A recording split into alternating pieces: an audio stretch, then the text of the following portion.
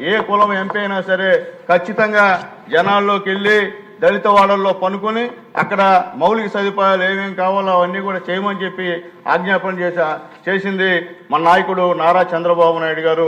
అధ్యక్ష, ఎందుకు చెప్పిన అధ్యక్ష, ఈరోజు రకరకాలు మారుతున్న అధ్యక్ష.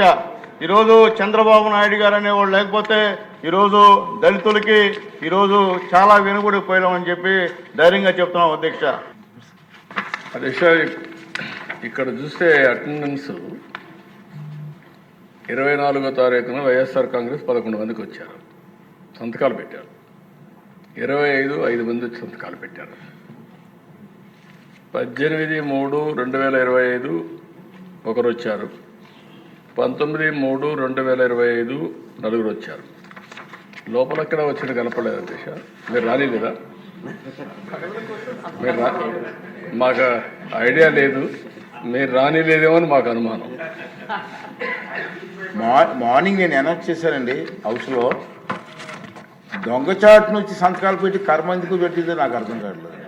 హౌస్లో కనపడలేదు ఎక్కడ. జీతాలు తీసుకుంటూ హౌస్కు రాకపోవడం ఒక తప్పు అండి. గవర్నమెంట్ జీతాలు తీసుకుంటున్నారు సార్ వీళ్ళందరూ కూడా. జగన్మోహన్ రెడ్డి మినహా అందరు ఎమ్మెల్యేలు కూడా నెల నెల జీతాలు తీసుకుంటున్నారు. మరి జీతాలు తీసుకొని డ్యూటీకి రాకుండా ఉన్న వాళ్ళు ఏమనాలి సార్ మనం? అదే ప్రభుత్వ ఉద్యోగస్తులు కానీ డ్యూటీకి రాకపోతే ఏం చేస్తాం సార్ మనం? అంటే దీనికి అంటే తెలియాలని చెప్తున్నాను, ప్రజలకు కూడా తెలియాల్సిన అవసరం ఉంది సార్.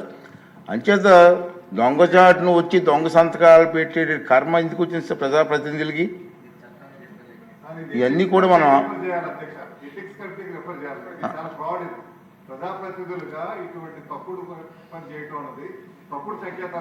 డెఫినెట్ చేద్దామండి.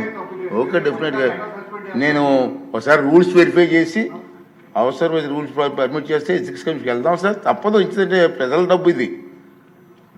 ప్రజా డబ్బుని జీతాలుగా తీసుకుంటూ ప్రజలకు సేవ చేయకుండా దొంగచాటుని వచ్చి సంతకాలు పెట్టవలసిన కర్మ ఇటు ఒకసారి దీనికి అవసరమైతే అంతా పెద్దలందరితో మాట్లాడి ఎథిక్స్ మన మనోహర్ గారు అంతా అనుభవం మాట్లాడిన తర్వాత అవసరం అయితే ఎథిక్స్ పంపిస్తాం.